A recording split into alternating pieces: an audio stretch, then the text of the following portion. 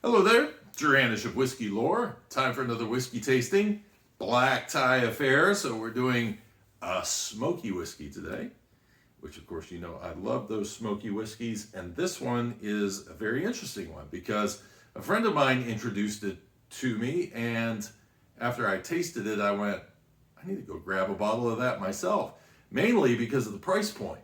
Because I think I paid around $34 for this bottle of Islay single malt scotch. And the thing about single malt means that it comes from a single distillery. Yet the distillery is not named on this bottle. It is a whiskey that was given over to a independent bottler, Hunter Lang, who babied it potentially a little bit longer in a cask and then released it as their own whiskey. So the mystery is, what distillery does it come from? So we're going to do a tasting on this. I'm going to give you my best guess as to which of the distilleries it may have come from. And I learned some information afterwards that I will, after I made my conclusion on that, that may have absolutely locked in my thoughts on which distillery this comes from. Like I say, single malt, so it has to come from a single distillery. And so very interesting because you're used to seeing these independent bottlers doing a lot of blends. And so this is going to give us a chance to taste a younger version of one of the bigger distilleries' whiskeys. Where does this name Scarabus come from? Scarabus, Sisyphus, that's the first thing I thought.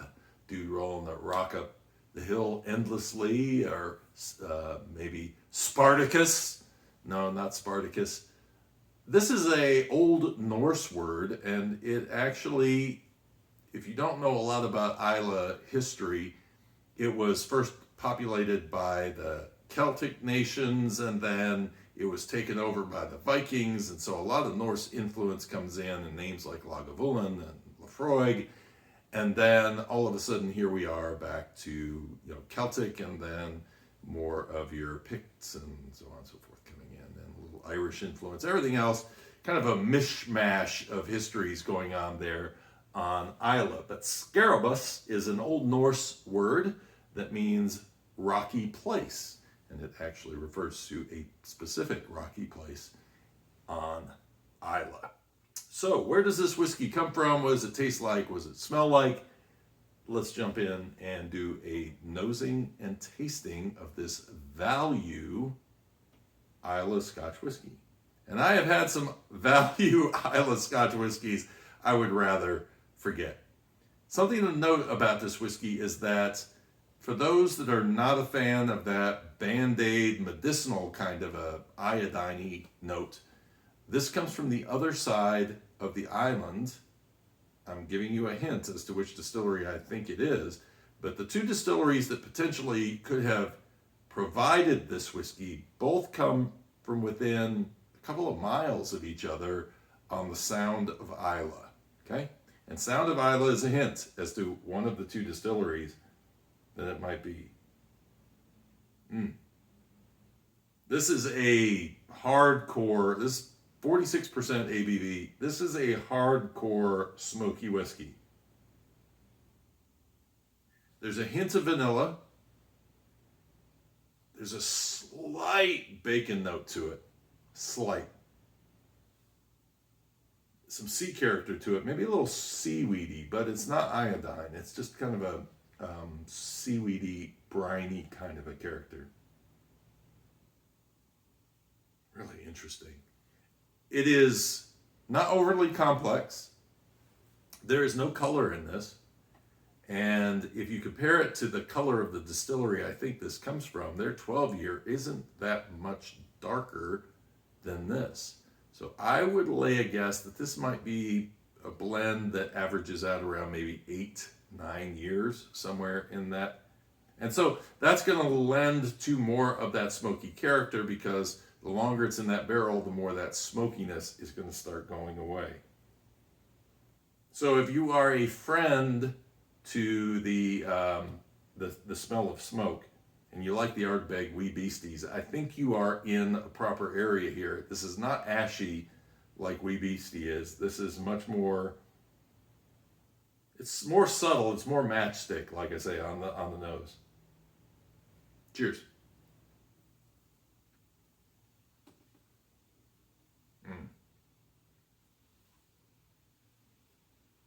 This is why I say color does not matter in a whiskey. It is flavorful. It's a lot of smoke. There's a lot of smoke in this whiskey. So if you are not a smoky whiskey fan, you're probably not going to dig this so much. But it really is nice in terms of if you are looking for that smoke. It comes at you with a little bit of vanilla. So I'm guessing ex-bourbon barrels on this. There's a mint that comes through, which is really subtle mint, but it's just really nice and sits there on the palate. Maybe a little lemon character, and that is what gave this away to me as being Caol Ila. I am guessing this came from the Caol Ila distillery. 95% of their whiskey ends up going to blends, but they have recently been getting some of these casks to independent bottlers, which I think is a smart move on their part, because to me, hiding Caol Ila, which to me is a really great whiskey with a lot of that bacon note in it and a lot of that kind of seaweedy kind of character to it, is a shame, because it really, really stands out well on its own with its very own well-defined character. The finish on this is a little bitter, but just a little. It's not overly aggressive, and it actually ends up just smoky and somewhat clean on the finish, but it's kind of a bitter chocolate that comes in there, which is really nice. Little pepperiness on the finish as well. When I tell you that this whiskey is only like $30, $35, it is a discount whiskey. This to me is probably one of the best for its type that I can think of. It just really is one of those whiskeys that I want to go grab quite a few bottles before they finally figure out what the heck they got.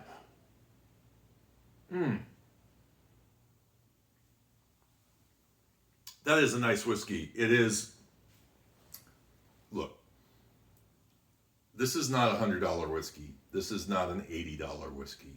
This is probably a $50 whiskey in a $30 price point. So to me, well, maybe it's a $45 or $40 whiskey. I don't know. It is not overly refined, but for the smoke fan, if they can sell Wee Beastie for $45 to $50, they could sell this for $45 to $50, I think, because it's a different flavor range, and it's a different type of smoke, but it's well worth giving a shot if you are a fan of smoke, because it is a younger, smoky whiskey. That mint is actually still lingering on the palate, which is really nice for me. So, interesting whiskey. Honestly, this is a good whiskey, and it's one that I will probably go buy myself another bottle of. Hope you enjoyed the video. If you did, please give me a like and subscribe if you'd like to watch more of these videos down the road, and I'd love to hear your comments. Until next time, cheers and Slainte.